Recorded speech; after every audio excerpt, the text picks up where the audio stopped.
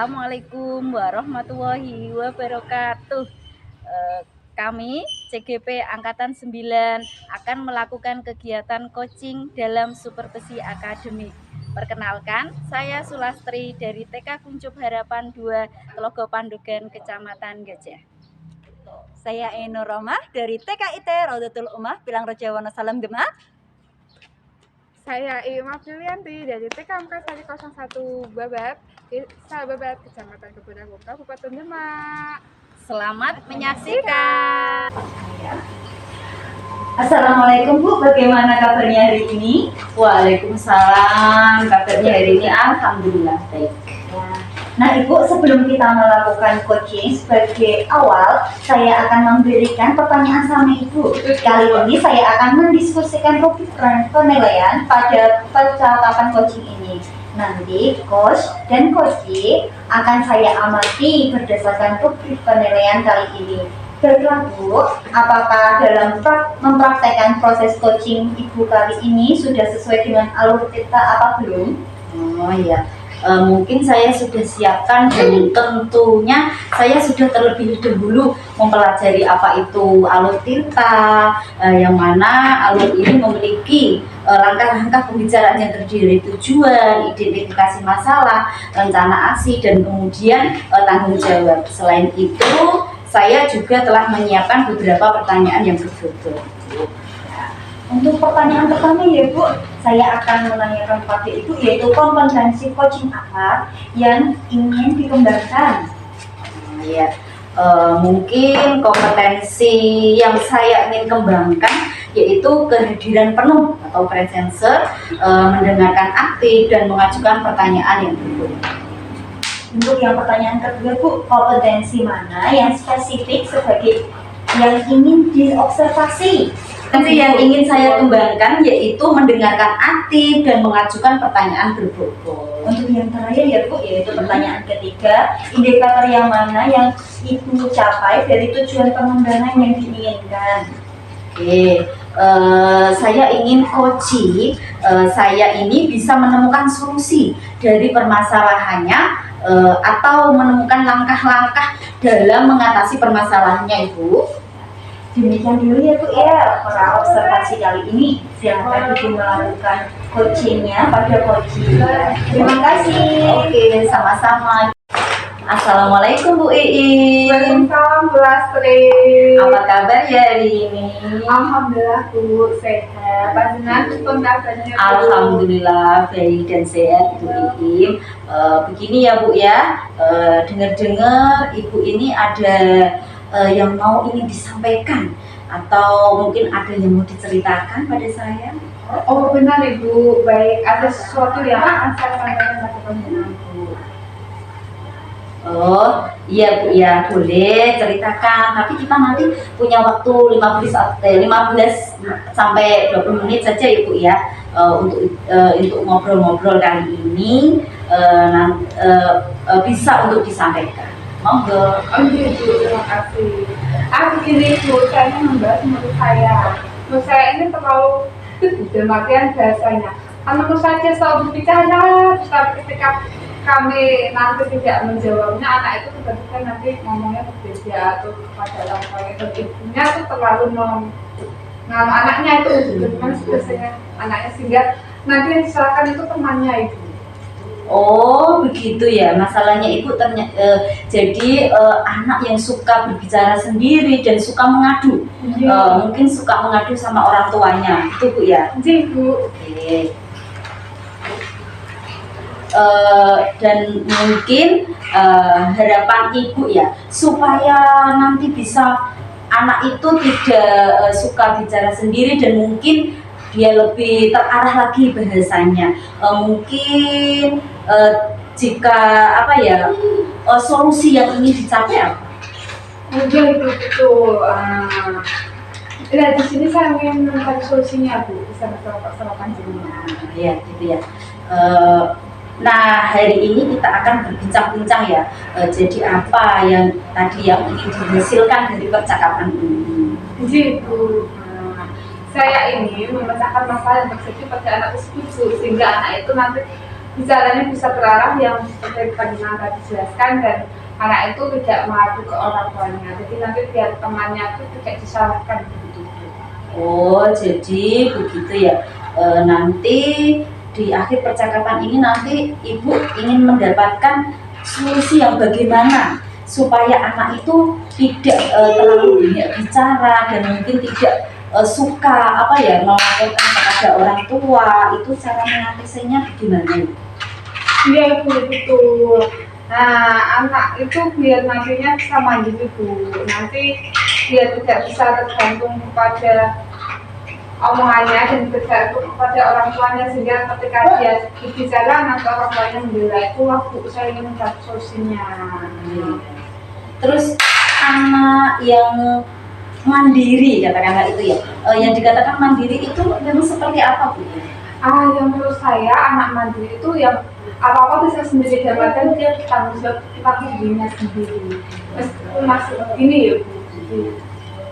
Oh, berarti menurut ibu anak yang mandiri itu anak yang tidak tergantung kepada orang tuanya ya, sudah bisa melakukan apa-apa sendiri meskipun itu sekecil apapun. Begitu ya bu ya? Iya ibu. Terus menurut ibu indikator apa yang ingin dikatakan sebagai anak yang mandiri itu seperti apa, atau ciri-ciri anak tersebut itu bisa dikatakan mandiri itu yang bagaimana? Baik ibu, menurut saya indikator anak itu mandiri tadi, anak bertanggung jawab terhadap dirinya. Contoh ya bu, anak itu tahu tanggung jawabnya dengan sendiri. Dalam artian dalam hal ini anak berbicara, anak itu konsekuen dengan apa yang dibicarakannya meskipun masih sendiri. Contoh, anak itu mau pipis ke belakang, terus saya mau pipis ke belakang, atau anak itu mau apa, dia berani berbicara sendiri. Anak itu bisa merasakan apapun tugasnya sendiri. Jadi indikator pertamanya itu anak yang mau melakukan sendiri, tidak tergantung kepada orang tuanya. Kira-kira yang membuat anak itu bisa tidak mau mandiri itu apa? Menurut saya kalau anak tidak mau mandiri itu karena masih dimanjakan orang tuanya bu. Oh begitu ya bu ya. Karena dia selalu disediakan, mungkin membuat anak itu akhirnya malas sendiri. Karena dia merasa aku nanti ibuku bisa. Baik-baik. Berarti anak yang tersebut itu sering ditungguin orang tuanya, ketergantungan anak itu ya, belum bisa adaptasi dengan lingkungannya, mungkin belum bisa akrab dengan temannya, dengan teman-temannya, begitu ya bu ya? Jadi bu, iya. Ya. Kira-kira apa bu yang ibu lakukan supaya anak tersebut itu bisa beradaptasi dengan gurunya, mungkin dengan temannya, itu yang akan dilakukan apa? Rencana saya ke depannya bu, ingin menciptakan lingkungan pembelajaran yang aman, nyaman, dan menyenangkan. Jadi ibu nanti akan menciptakan lingkungan yang aman, yang nyaman, itu seperti itu ya bu ya? Ya. Saya akan nanti ke depannya saya akan membuat atau menyeting sekolah saya, dan sekolah saya itu membuat menyenangkan. Dari semuanya bu, nanti saya akan membuat, jadi anak itu merasa betah ketika di sekolahannya, jadi dia lupa akan ibunya di rumah, gitu bu. Oke, wah sepertinya itu keren sekali ya. Nanti ibu akan apa ya? Ibu itu akan menyeting ruangan, mungkin akan melatih untuk anak melakukan itu sendiri dengan apa? Tadi yang ibu katakan ibu Iim ya akan mengisi kelasnya dulu senyaman mungkin dan menyenangkan gitu ya bu ya. Oke. Nah itu tadi yang berhubungan dengan lingkungan belajar tadi. Untuk tersebut agar anak itu mau melakukan apa ya bisa menyenangkan ibu ya. Mungkin kira-kira yang ibu nanti akan lakukan mau seperti apa? Baik, saya akan nanti ke depannya saya akan membuat atau menyeting sekolah saya, dan sekolah saya itu membuat menyenangkan. Dari semuanya bu, nanti saya akan membuat, jadi anak itu merasa betah ketika di sekolahannya, jadi dia lupa akan ibunya di rumah, gitu bu. Oke, wah sepertinya itu keren sekali ya. Nanti ibu akan apa ya? ibu itu akan menyeting ruangan, mungkin akan melatih untuk anak melakukan itu sendiri dengan apa tadi yang ibu katakan, Ibu Iim ya, akan Kelas namanya. mengisi kelasnya dulu senyaman mungkin dan menyenangkan gitu ya Bu ya. Oke. Nah itu tadi yang berhubungan dengan lingkungan belajar tadi. Untuk tersebut agar anak itu mau melakukan apa ya, bisa menyenangkan Ibu ya. Mungkin kira-kira yang Ibu nanti akan lakukan mau seperti apa? Baik Ibu, terima kasih. Kira-kira saya nantinya akan mengimplementasikan ya Bu, pembelajaran sosial dan emosional di kelas kami. Kemudian saya akan mengintegrasikan pembelajaran maupun menciptakan iklim dan budaya positif Bu, sejak dini di sekolah kami. Begitu Bu. Iya, kira-kira langkah apa saja yang bisa dilakukan dalam mengimplementasikan pembelajaran sosial emosional tadi itu, apa saja yang bisa Ibu lakukan? Baik Ibu, terima kasih. Kira-kira langkah yang akan saya ciptakan adalah iklim positif Bu, dan budaya positif di sekolah. Saya akan membuat seperti paparan roda emoji yaitu senang, sedih dan sebagainya. Kemudian melakukan ketika restitusi, dan saya juga akan melakukan mengintegrasikan pembelajaran di kelas kami. Itu Ibu. Oh iya, baik Bu ya. Saya kira itu sangat menarik dan menantang sekali Bu ya. Membuat papan roda emoji, melakukan restitusi, dan melakukan penguatan sosial emosional dengan mengintegrasikan pembelajaran. Begitu Bu ya? Ya Ibu, terima kasih.